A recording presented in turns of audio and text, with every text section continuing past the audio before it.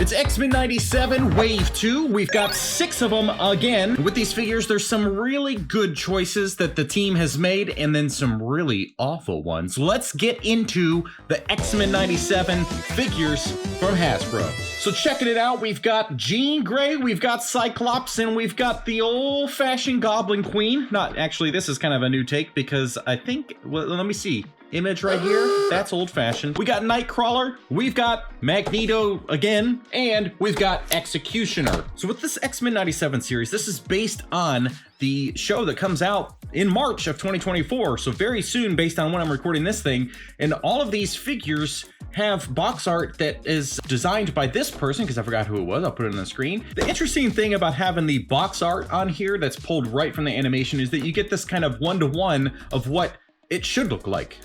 and you kind of immediately get these, like, he's got, his face is so weird. I don't know. Before we dig deep into these figures, you let me know down in the comments, which one do you think you're gonna like the most and which one do you think I like the most? We'll find out at the end. He looks pretty much like one-to-one, I think, except for the colors. In the back of the box, you're getting the cross-sell of the other figures in line, which we have on the show today. So let's just open them up and find out how good they are. So taking a deep dive into Executioner, the colors are off just a little bit. Like I wish this was a little bit lighter green, and I don't know that I like the metallic look when it's based on a cartoon. Like you're not gonna get that metal look, whatever. As a figure, let's take it out of the show and look at it here in our hands. I like this. This reminds me of Bishop in the sense that like some of these things feel very new for a Marvel Legends figure. Like the sculpting and the tooling all together, I guess, just seems a little bit better.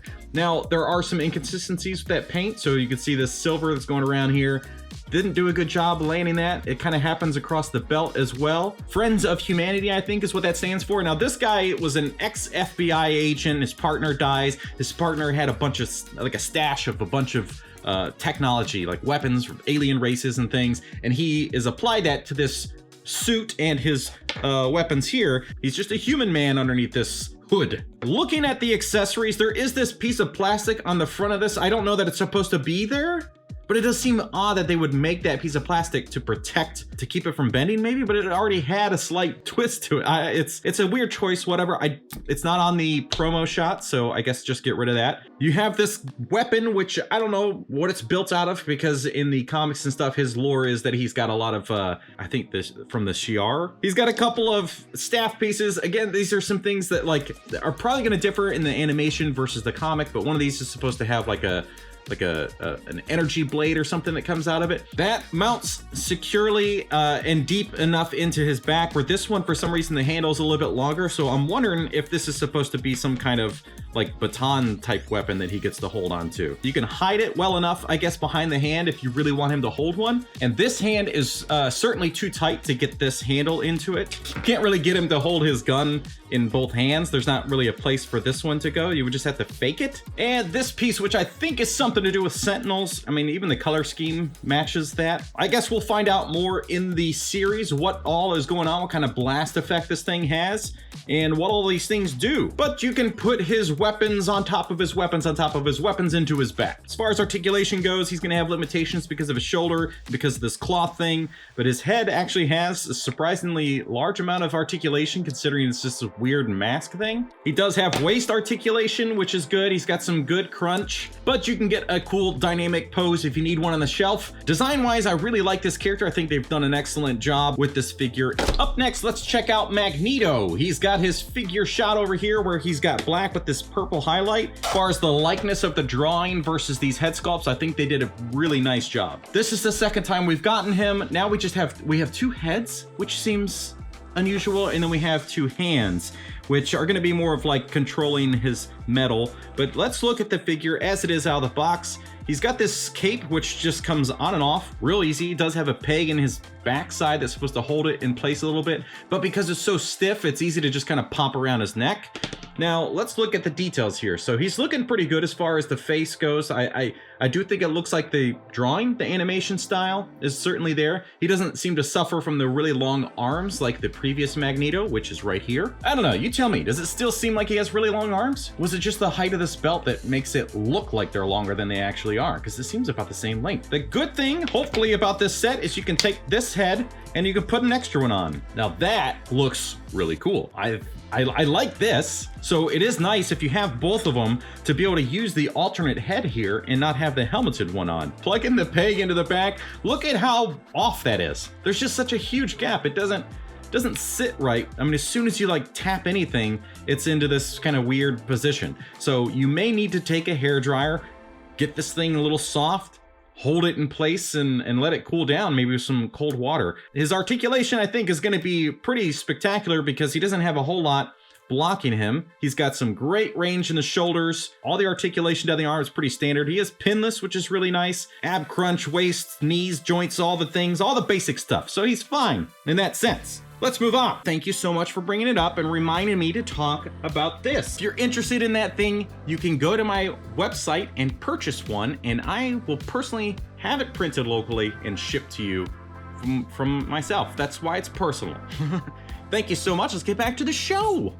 On to the Goblin Queen, which I don't know anything about. I looked up Executioner, forgot to look up the Goblin Queen. Whatever, who cares? As far as the art style, I think she looks pretty cool and looks almost exactly like it in figure form, which is great. In the box, she's got a couple punching fists, which is certainly nice to have. I guess she does some punchy doos. And then you got these effects, which thank you. Thank you for having effects because we don't always get them, and I'm a big fan of them. It's kind of funny how detailed this little baby face is. The X-Men pattern here on the blanket. That is a good looking sculpt. They have really done a nice job on this. The hair looks fantastic. Now, obviously it's hard, so it's gonna be very limiting for her posing, and going all the way down through. She's got this obviously very pale skin. What's up with that?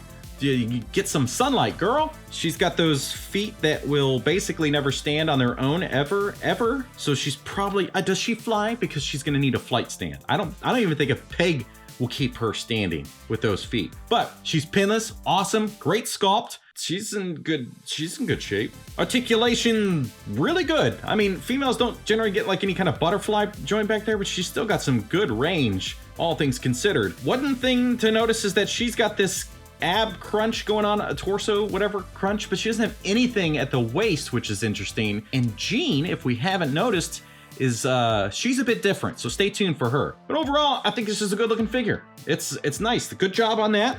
Let's move on. Nightcrawler, our boy. He doesn't look that much like the animation. Again, it's just maybe because there's a lot of like black inking around the head that just doesn't come off as well here in figure form. But let's see what we got. Now with Nightcrawler, I am thankful that they put some extra hands in there because he does, you know, historically do some punching. Default hands are these kind of relaxed looking things. So this one you could maybe potentially grip something, but I don't know what you would want him to grip. And I'm wondering, is this a new sculpt for him or is this a reuse? Because it is pinless, so it makes me think that this is a totally new sculpt for Nightcrawler. Now he does have some butterfly joints in there, which is great because he's a very flexible character rather. So you definitely want to get some good range. Look at that, that's really nice. He is gonna be probably one of the best in the box, but why does he have what sounds like a ratchet? Seems pretty good. The tail is fine. It's not, there's no bendy wire on the inside, so it does just kind of go back to where it was.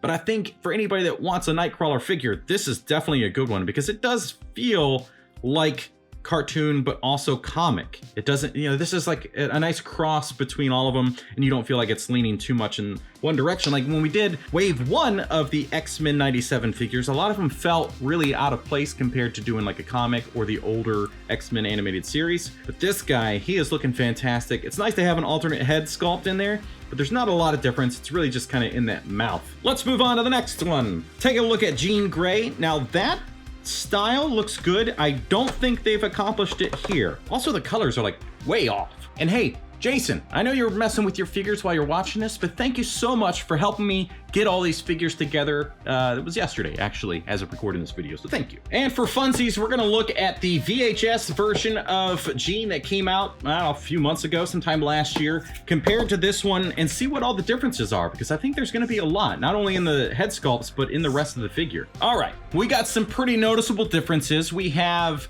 when we grew up, you do a pair, your hair part on the side, and nowadays you part it down the middle. The red's totally different. I was Obviously, the colors all together are very different, but the sculpt is completely changed. Now, this one obviously had cell shading. They did a pretty good job on the cell shading here because it's really limited. It looks more like a comic to me than it does a cartoon. But the cell shading was actually really nice here. The ponytail head, the size of the head is drastically different, so you may not be able to do some swaps because it might not fit, and if it does, it's just gonna look way out of place. And then with the hair down, again, very, very different. I'm wondering, though, I think a lot of you are gonna be like me, and you're gonna like this one more than the 97. There's some good stuff here, though. Let's look at her details. She is much lighter weight, she is much thinner, all across the board. The arms, everything is very different with this figure. In person, her kneecaps are like a different color orange than her legs, which is really weird. There's no articulation in the upper body. You just get this waist piece, which does have some crunch to it, but why would you do the Goblin Queen this way and then Jean this way? Is it because of the sculpting here? Like, you want to retain this? Are these reused parts from something? This is all new sculpt, maybe? I don't know. I mean, when it comes down to sculpt-wise, this sculpt looks better because it doesn't have the line breaks in it, but certainly limits your articulation. Not that she really needs to be able to do a lot because it's Jean Grey. And there is the alternate head on the body. It looks good. I mean, for what it is, it doesn't totally look like the box art. But as far as the design, the sculpt-wise, overall, I think it is a good-looking figure. But I think, like I said, I think a lot of you will probably just prefer this VHS one because the cell shading barely exists. Here is the old head on the new body.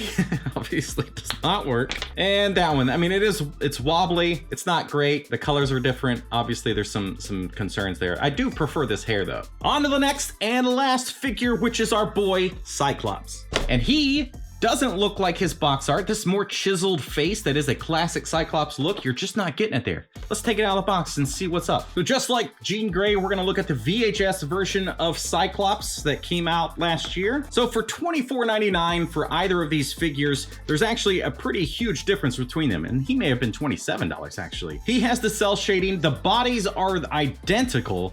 There are some slight changes. Obviously the heads are different. He had 2 fists, a laser blast hand, and then these 2 hands.